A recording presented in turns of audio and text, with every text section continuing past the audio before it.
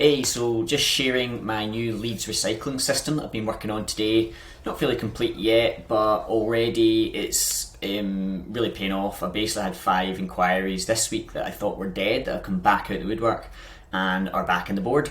And it's only been running for about a week and a half, so it seems to be showing a lot of promise just in terms of breaking people back into the fold.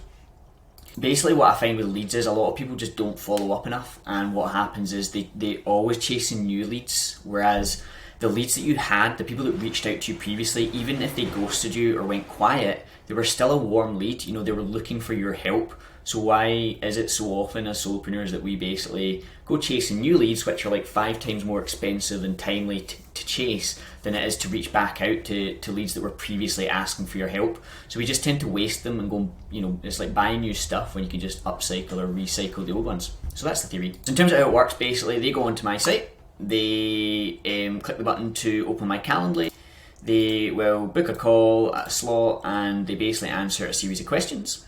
At that point, they're added into my MailChimp audience automatically, and they're tagged with inquiry. Now, at the moment, they received my old email inquiry sequence, which I'm not very happy with. The open rates are actually good. They're actually, it goes far to say, is great for this niche, considering that they're sending an email inquiry basically, and then they're getting a series of emails for web design. They're probably contacting multiple web designers for quotes. An open rate of 60% and anything above like 30% is really good. But the issue is that the click rates are really low, and I think the reason for that is I just feel like I'm not got much to base this on, but I feel like they're quite salesy, and it turns me off. So basically I haven't tweaked them in like 3 years, so it's time to just start again from scratch. Just being a bit more casual, basically just being more human. So you get added to MailChimp, and the next thing that also happens is I've set up a Zapier sequence so that basically when they book a call, they then get added to my inquiries list. I've done a previous video before about my inquiries system, so they basically get added into here and slotted into the call booked column. Under that task, I'm not going to show you the client's email obviously, but under that task, all of the information in the questionnaire is copied into the task description. I had the client email, the client name, and the source, the original source of the inquiry. We also had the status set to call booked automatically, so I know they've already booked a call, and the due date is set to when the call is. Now basically what happens here is from this point on, they're going to automatically run through a series of triggers. Each time they move to a new color, these are just statuses by the way set up in Clickup. I've color coded them so it's easier for me to interpret.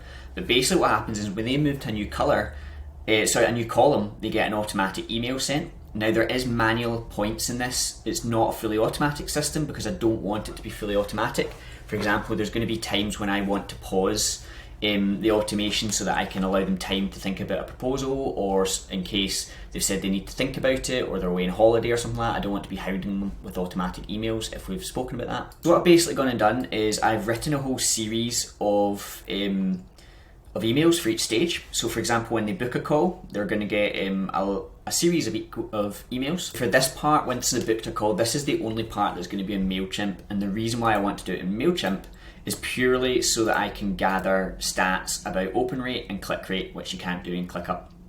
And this is only for the first couple of months. I'm basically going to set them up on MailChimp, so when they book a call, they then run through a sequence, and I'll check their open rate and click rates on here for a few months, and I'll tweak A/B test the copy, and then basically once I've got a sequence that I'm happy with in terms of performance, I'll probably just move this into ClickUp as well, so I've got it all in one place. In terms of the sequence, it's kind of designed to nurture them. They've already booked a call, so I no longer need to jog them into booking a call. I used to take an inquiry form by email and then try and push them to book a call. Now that is the key action here. All of the emails are designed to force them to book a call. So basically, or to encourage, I should say, not force, but basically the new primary action from my website is to book a call, so I've just skipped straight away several stages. In terms of the messages, I'm basically giving them a bit of background. So the first one is an intro of how we're different. The second one is a little bit longer, and it's basically about my story. It's quite a long one actually, I might cut that down. The third one is about teasing them with results. And then the fourth one is basically just results, testimonials, and a couple of video testimonials from our clients and examples of results with thumbnails of the startups that we've helped. And finally, the fifth one is basically just saying what to expect from their call. So it's not a sales call. I like position myself as an advisor. I'm not just going to do them a hard pitch. I'll tell them in every call that I do some value that they're going to leave with, that they can grow their business with, whether they go with me or not. This is where it gets interesting. After the nurture series, there's other stages that they go through. So if they don't show up to the call, I'll manually set their status to call no show, which is obviously one of the columns in the board. So they'll move to here and they get 2 automated emails under call no show, which look like this. So it's with or without you vibes, basically trying to say to them, listen, I waited in the call, no one showed up, time's important, and things happen, feel free to book a call, but basically I'm moving on if you don't rebook. So this is the wording of that there, which I've kind of carefully tested over years really from emailing people. This is what tends to work to prompt them to rebook. And there is a second one. If they don't respond to the first nudge, because people are busy, there's a second nudge a few days later. That's if they don't attend the call.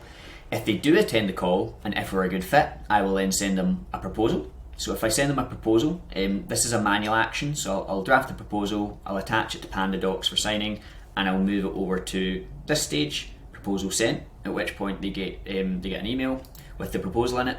The due date is automatically set to 2 days later, and then if they haven't responded by 2 days, they get their first nudge, which looks like this. They'll get a short nudge, just basically, I know we covered quite a lot, working out a client roster, did you have questions or you want to get started? It's quite direct at this point. There's no point in beating around the bush. You've had a conversation, they should be making a decision, a yes or a no. This is the goal. It's not to tease out more conversations. It's a yes or it's a no. The second one, 2 days later, is basically just saying, just a heads up, only a few spots. I always only have a few spots remaining just because of the way I run my business. I always have scarcity. I only take on 4 per quarter in terms of clients, which worked quite well for me in terms of sales. And basically, again, the with or without you vibes, I say if they're not ready, it's not a big deal. I'll add them to the wait list and let them know when spots open up next quarter. So I'm just letting them know with a soft nudge that basically if you don't let me know, I'm just going to assume you're not going ahead and then basically put you on a wait list and someone else will take your spot. A little bit of FOMO, but not too hard. Doing too much I find just puts people off. If they don't respond, they will automatically get moved to the closed section of the board. And again, this is where I find it gets really interesting. This is the biggest change to my system recently, is that before I just used to close it and consider it done. Now remember, this is a system for recycling leads. This is the best bit. So the first email that I do is basically telling them that I've closed their inquiry. I say, hey Jane, I haven't heard from you, or you've told me you haven't going ahead, and that line's important. So if they tell me they're not going ahead, I'll close it as well. And then I send this nice little GIF, and I get quite a lot of comments. This is quite a powerful one because I get quite a lot of comments in this. People going like, "Oh, I like the GIF.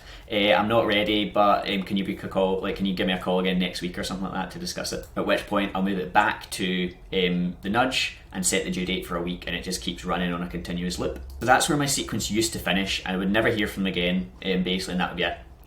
Now what I do is I set the due date to 50 days later after the first close one. So it's about just under 2 months, which I find is a good timeline, because by that 2 month mark, one of two things will have happened. Either they'll have forgotten about the project and they really are closed and it's done, or they'll have gone forwards with someone else and either it will be successful, in which case it's fine, or the second scenario that is that they've gone forwards with someone else and it's been a complete disaster, which happens all the time. So I always check back in at this point.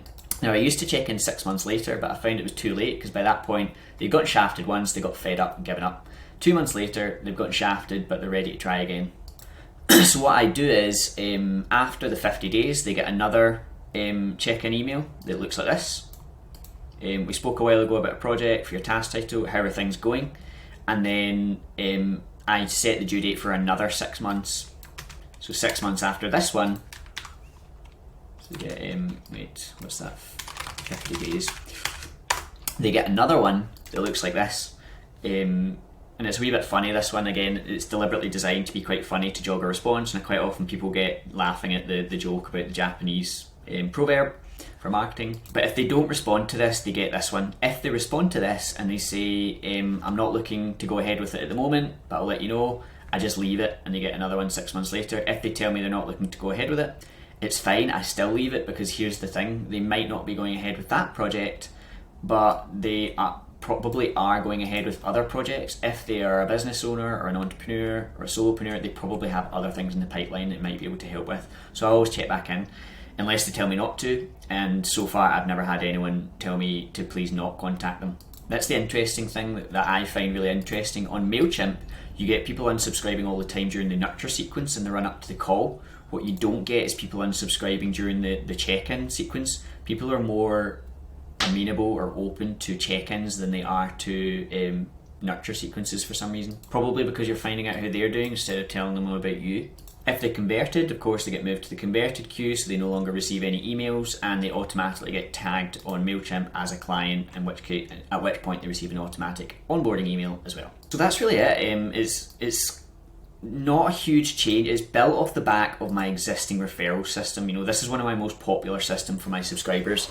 This system generates 6 figures of revenue for my business every year, fully on autopilot. I don't do a thing except add them to the sequence at the start and set a due date. They then run through this sequence and it basically checks in. Now, this is previous clients. That's why this system is so effective in terms of check-ins and referrals, because it just jogs them every quarter. So I basically just took what was working here and applied it to my inquiries, where I'm treating closed inquiries as referral check-ins essentially. It seems to work, and it's semi-automated as well. So obviously each colour is they run through the process and then they stop at the end of the process, and either I manually move them or they automatically get bumped. And quite often people will move between the colours as well. For example, someone might be a no-show to a call, and then they rebook and they go back to call booked. Then they get a proposal, but they go quiet, so they go to closed. Then they get back in touch 6 months later, so they go back to proposal sent. And quite often people will go through this system 2 or 3 times before I finally close them. But the thing is, they are running back through the system. I'm not just writing them off and saying it's not a job. If they're an inquiry, they're an inquiry for life pretty much. So that's it. I'll leave that with you. If you want any help setting up the system, just let me know.